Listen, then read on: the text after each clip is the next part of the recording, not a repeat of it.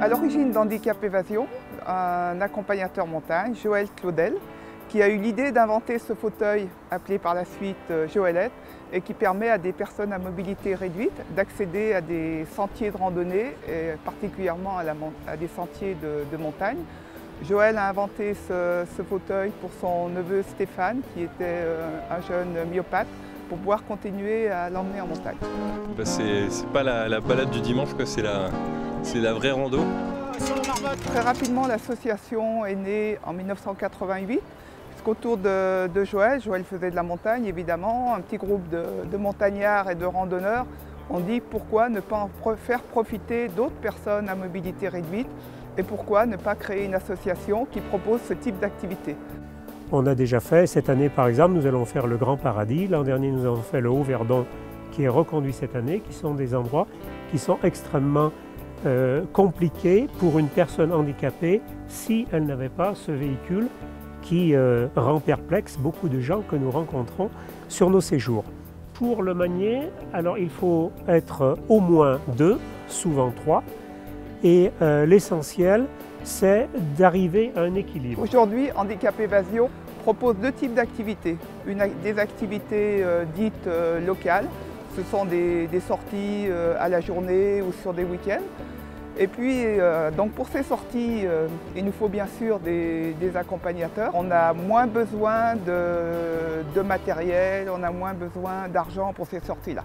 Par contre, à côté de ça, l'association propose une vingtaine de séjours de randonnée en montagne où là, il faut de la logistique, il faut des véhicules particuliers, adaptés pour transporter tout le matériel. Il nous faut un accompagnateur montagne professionnel qui est rémunéré, qui encadre le groupe. Là, nous descendons, donc on a fait un petit réglage de façon que la personne handicapée soit parfaitement à l'horizontale.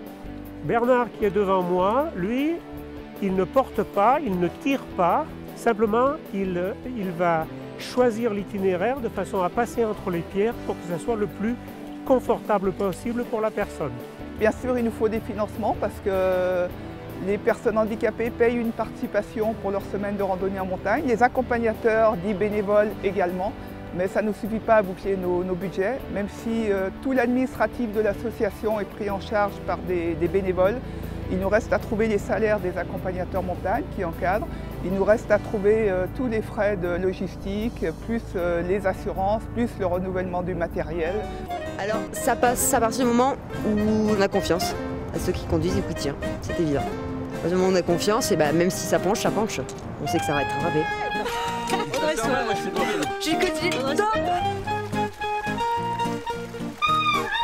Les personnes à mobilité réduite qui viennent dans nos séjours en montagne, c'est vrai que c'est une expérience un peu exceptionnelle pour elles, même si elles sont dans la vie active, même si elles travaillent.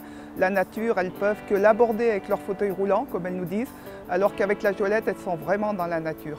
Et certaines personnes nous disent, cette semaine en montagne, ça m'aide à vivre toute l'année. Handicap Évasion, c'est vrai que c'est une affaire d'équilibre, mais c'est aussi une affaire de solidarité.